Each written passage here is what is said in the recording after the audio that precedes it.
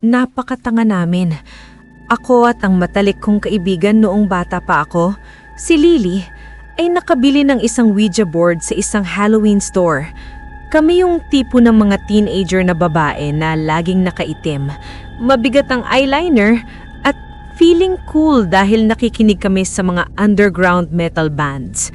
Kaya natural lang na nasa bucket list namin ang makipag-ugnayan sa isang espiritu. Hindi ko talaga inakala na may mangyayari. Ouija board mang yun. Mass-produced ng Hasbro sa ngalan ng lahat ng banal. Walang paraan para gumana yun. Diba? Lubos akong nagkamali.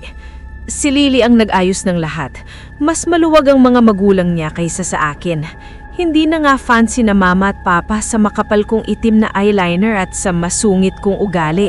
Kaya ang pagdadala ng Ouija board sa bahay namin ay siguradong ikakakulong ko sa loob ng bahay. Natural na sa bahay ni Lily kami pupunta.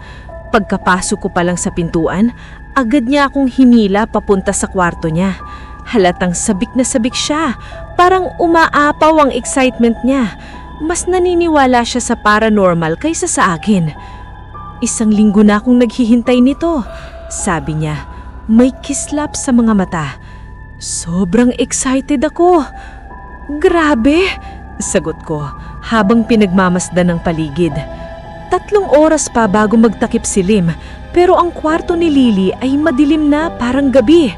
May makakapal na kumot na nakasabit sa mga bintana.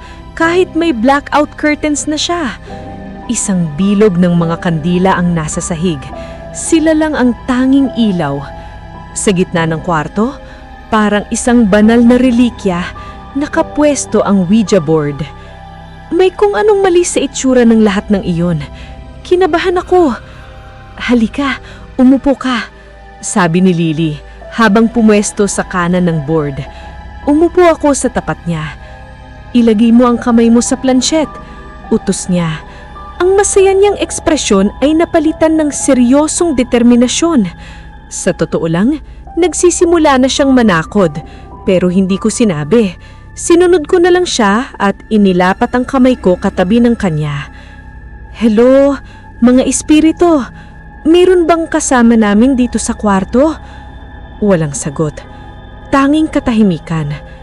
May naririto ba? Kahit sino mula sa kabila? Wala pa rin. Isa pang sandali ng tensyon bago siya muling nagsalita. Kung may nakakarinig sa akin, bigyan niyo kami ng senyales. Lily, sa tingin ko hindi ito. Biglang gumalaw ang planshet. Mabilis itong dumilas. H, tapos E, L, L, O. Hello!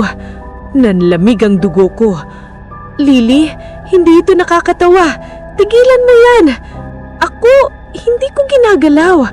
Hindi siya makatingin sa akin. Sa boses pa lang niya, alam kong nagsasabi siya ng totoo. Sino ka? Tanong ni Lily. Bahagyang nanginginig ang tinig. Muling gumalaw ang planshet. S, A, M. Ikinagagala kitang makilala, Sam, sabi ni Lily. Pilit na binabalik ang tapang. Magtatanong lang ako kung okay lang. Lumipat ang planshet sa yes. Kailan ka ipinanganak? 1843. Kailan ka namatay? 1862. Napakabata mo pa noon. Pinatay ka ba? Yes. Sino ang pumatay sa'yo? Kayong lahat. Nagkatinginan kami ni Lily. Natatakot akong malaman kung saan patutungo ito. Pero may kung anong madilim na kuryosidad na kumain sa akin. Ako na mismo ang nagtanong. Lahat? Ibig mong sabihin buong bayan? Binitay ka ba? Agad na nagwala ang planshet. Yes! Yes! Yes! Parang nahigop ang kulay sa mukha ko. Si Lily ang nagtanong nang hindi ko kayang bigkasin. Anong ginawa mo? Naglaro ng tahimik bago muling gumalaw ang planshet. Pinaslang ko sila. Sa sandaling iyon, gumawa ako ng isa sa mga pinakabobong desisyon sa buong buhay ko. Tumayo ako. Lily, hindi ko na kaya. Gusto kong tumigil. Sabi ko, inalis ang kamay ko sa planshet, nanginginig ang mga tuhod ko. Wala siyang oras para sumagot. Isa-isang nagsimulang mamatay ang mga kandila. Parang may umiip sa kanila. Isa na lang ang natira. Nasa pagitan namin ng dalawa, mahina ang pagpitlag ng apoy. Naninginig ang labi ko. Ramdam kong namumuo ang luha. Si Lily ay tila naparalisa, nakatitig lang sa akin. At saka namatay ang huling kandila. Nilamon kami ng dilim. Napasigaw kami. Tumakbo labas ng kwarto, labas ng bahay, patungo sa liwanag. Kung may ibang tao sa loob, iisiping nasiraan ang bait namin. Bumagsak kami sa damo sa harap ng bahay. Naghihiglop, nanginginig, hinahayaan ng adrenaline na unti-unting mawala. Nang humupa ang takot, tumayo kami, nagkatinginan at bumalik sa loob. Binuksan namin ang lahat ng ilaw hanggang sa makauwi ang mga magulang ni Lily. Hindi ko sinabi kay kanino ang nangyari. Magwawala sina mama at papa kung nalaman nilang naglaro ako ng Ouija board. Pero mas naging mahirap manahimik nang magsimulang mangyari ang mga kakaiba.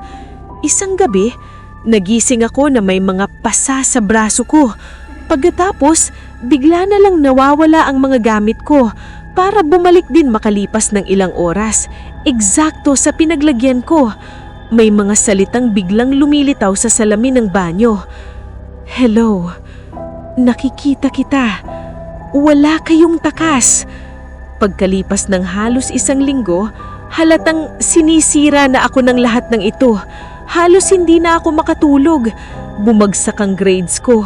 May mga kaklase pa ngang nagsasabing mukha raw akong bangkay. Kailangan may gawin ako. Tinawagan ko si Lily, ang tanging makakaintindi. Hello? Sabi niya sa kabilang linya. Kumusta ka? Tanong ko. Nagkaroon ng tahimik. Hana, natatakot ako. May mga kakaibang nangyayari at hindi ko na alam ang gagawin.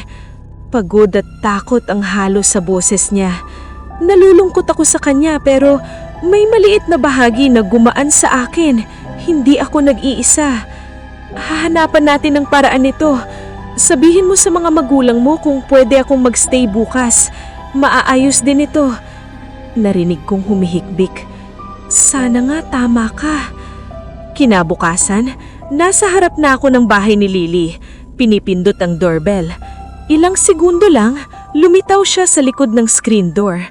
Maputla, mukhang may sakit at malalim ang airbags niya. Mas malala ang dinanas niya.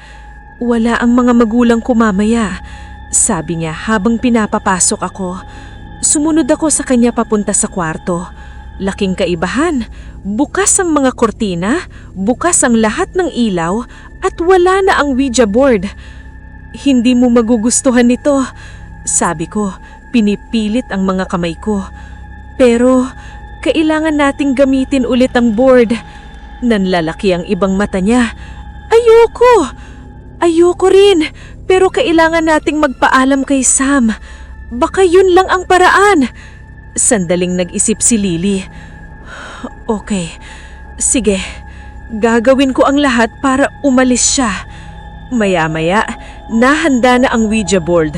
Walang kandila, walang patay na ilaw. Inilapat namin ang mga kamay sa planshet. Ako na mismo ang nagsalita. Sam, nandito ka ba? Walang sagot. Sam, alam naming nandito ka. Bigyan mo kami ng senyales. Gumalaw ang planshet. Kumusta? Nanlamig ang dibdib ko. Kailangan mo nang umalis. Magpapaalam na kami. Agad itong lumipad sa no! No! No! Biglang sumara ang pintuan ng kwarto. Napasigaw si Lily at napalunjag at sandaling naalis ang kamay niya sa planshet. Isang matinding takot ang bumigat sa tiyan ko. Kumurup-kurup ang ilaw. Muling gumalaw ang planshet. Paikot-ikot. Mabilis. Parang baliw. Iyon ang huling naaalala ko bago magdilim ang lahat. Nagising ako na nakadapa sa saig. Parang sinusunog ang likod ko sa sakit. Hinaplos ko ang balat ko. Mapula ang mga kamay ko. Lily, anong nangyari? Ungon ko, walang sagot. Pagtingin ko sa paligid, nang makita ko siya, napasigaw ako. Nakasandal si Lily sa pader. Bukas ang mga mata, walang buhay. Dugo ang bumabalot sa leeg niya. Sa noo niya, nakasulat sa pader ang 3 letrang hindi kong makakalimutan. Sam. Tinawagan ko ang pulis. Nanginginig ang mga kamay ko.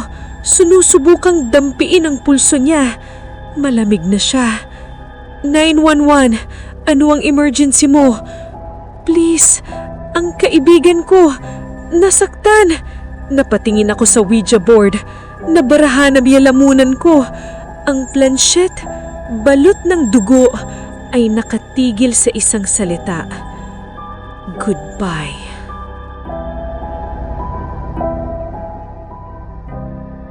Maraming salamat sa pakikinig, kaibigan.